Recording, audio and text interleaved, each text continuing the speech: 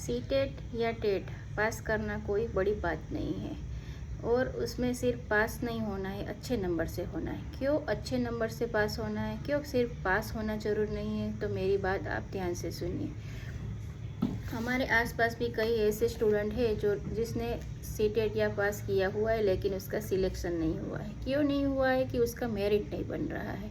Merit क्यों नहीं बन रहा है? क्योंकि वो सिर्फ पास ही हुए। उस अच्छे खासे नंबर से पास होते तो उसका मेरिट ज़्यादा बनता और उसको जहाँ चाहे वहाँ जॉब ले सकते थे। इसलिए हमें क्या करना है कि अच्छे नंबर से पास होना है, सिर्फ पास नहीं होना है। और अच्छे नंबर से पास होने के लिए ज़रूरी है कि हम सिलेबस के अकॉर्डिंग पढ़ाई करें। सिलेबस के अकॉर्डिंग ही हमें पढ़ना है। जो टॉपिक दिए गए पहले उसको 360 डिग्री कंप्लीट करना है। एक बार, दो बार, तीन बार उसको पढ़ो और फिर क्या है, जो पढ़ा है उसकी नोट्स बनाओ। नोट्स बनानी है। नोट्स कैसे बनानी है कि सारे का सारा लिखना नहीं है, नोट्स को शॉर्ट्स में बनाना है। शॉर्ट्स में कैसे? तो जो भी है कि पेडागोजी की थियरी है उसमें जो है मोस्ट आईएमपी उसको टिक करना है, उसको लिखना है नोट्स में। ऐसे जैसे जो मोस्ट आईएमपी है फैक्ट्स है उसको लिखना है। ऐसे हमें शॉर्ट्स में लिखना है, पूरे का पूरा लिखना नहीं है। फिर है कि डेली स्टडी प्लान बनाओ। डेली का स्टडी प्लान बनाना है। बिना टाइम टेबल के पढ़ाई यानी कि बिना मैप के सफ़र करना होता है। सुबह, दोपहर, शाम क्या पढ़ना है वो हमें पहले सोच लेना है, फिर पढ़ना है। किसी को एक सब्जेक्ट ही पहले करना है तो वो वैसा, जिसको जैसा ठीक लगे वैसा पढ़ना है। किसी को एक सब्जेक्ट पढ़ने में बहुत ही बोर लगता है तो वो दूसरा सब्जेक्ट ले सकता है। जैसे आपको ठीक लगे वैसे पढ़ना है, लेकिन जो पढ़ो वो पूरे मन से पढ़ो, पूरे दिल से पढ़ो। 360 डिग्री जो है पहले एक और दो बार या तीन बार, जब तक आपको पूरा समझ में नहीं आता। अब की बार के जो टेट की एग्ज़ाम गई उसमें कैसा था कि आपको डायरेक्ट प्रश्न टू प्रश्न नहीं पूछा गया था, उसको क्षमता आधारित पूछा गया था। એટલે वो चाहे जैसे भी पूछ सकते हैं, गोल गोल घुमा कर भी पूछ सकते हैं, तो वो आपको उसका आंसर आना चाहिए। इसे खुद से पढ़ना थी, 360 डिग्री पढ़ना है। वो लोग कहीं से भी प्रश्न निकाल ले, आपको आना ही है। ऐसा पढ़ना है, अभी ऐसा ही पढ़ना पड़ेगा तो ही आपका सिलेक्शन होना है और पूरे मार्क्स आ सकते हैं। तो उसका प्लान बनाओ। और दूसरा जो है कि एनसीईआरटी प्लस पीवाईक्यू बराबर सक्सेस की। एनसीईआरटी को आपको पूरा का पूरा पढ़ना है। और क्या है कि सीटेट और टेट में जो प्रश्न पूछे जाते हैं वो एनसीईआरटी कंसेप्ट और पीवाईक्यू पैटर्न पर ही आधारित होते हैं। पीवाईक्यू भी आपको करना है सॉल्व और एनसीईआरटी भी पढ़ना है और वीक टॉपिक है उस पर ज़्यादा ध्यान देना है।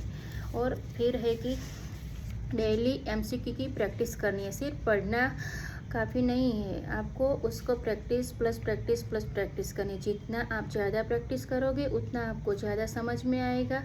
और जो है कि आप एमसीक्यू की प्रैक्टिस करोगे तो आपको क्या गलत हो रहा है वहीं आपका सुधार हो पाएगा, वहीं आपका जो है इम्प्रूवमेंट आएगा। तो फिर है कि रिवीज़न करना। जो आप पढ़ते हो उसको थोड़ी थोड़ी टाइम के बाद, जैसे सप्ताह के बाद, मंथ के बाद पूरा रिवीज़न करना ही है। रिवीज़न नहीं करोगे तो जो आपने पढ़ा है वो आगे पढ़ते जाओगे और पिछले वाला साफ होता चला जाएगा। तो रिवीज़न तो ज़रूरी है। जितना आप रिवीज़न करोगे उतना पक्का होगा, लंबे टाइम तक आपको याद रहेगा। तो क्या है कि रिवीज़न तो करना ही है। रिवीज़न करने से हमारा जो है पढ़ा हुआ वो हमें बहुत लंबे समय तक याद रहता है। फिर है कि मोबाइल कम और पढ़ाई ज़्यादा करनी है। सोशल मीडिया से दूर रहना है। और जो आप मोबाइल का पॉजिटिव उपयोग करोगे तो आपको वो काफ़ी यूज़फुल हो सकता है। लेकिन फेसबुक, इंस्टाग्राम उससे तो दूर ही रहना है। वो आप थोड़ी देर लेकर बैठोगे तो कब आपका घंटा 2 घंटा बीत जाएगा आपको पता ही नहीं चलेगा। तो जब आप पढ़ने बैठो तो इसमें घुसना ही नहीं है। फिर है मॉक टेस्ट। सप्ताह में एक बार मॉक टेस्ट देना ही है। इससे आपको पता चलेगा कि आपकी जो स्पीड कितनी है, क्योंकि हमारे पास तो टाइम कम ही रहता है एग्ज़ाम में। तो स्पीड पता चलेगी और एक्यूरेसी पता चलेगी और हमारा जो वीक सब्जेक्ट है वो पता चलेगा। तो उससे हम ज़्यादा ध्यान दे पाएंगे। तो हमें वो मॉक टेस्ट सप्ताह में 1 या 2 बार तो देना ही देना है। और मन में ठान लेना है कि इस बार की हमें सिलेक्शन करनी ही है, हमारा सिलेक्शन कराना ही है। तो इससे पढ़ो, मन से पढ़ो, दिल से पढ़ो। जितना भी टाइम आप पढ़ने में देते हो वो फुल फोकस आपका पढ़ने में ही होना चाहिए। जितना भी पढ़ो वो आपको 360 डिग्री पढ़ना है। जितना पढ़ो उसका अपने मगज में घुसा देना है और फिट कर देना है। फिर कैसे आपको याद नहीं रहेगा।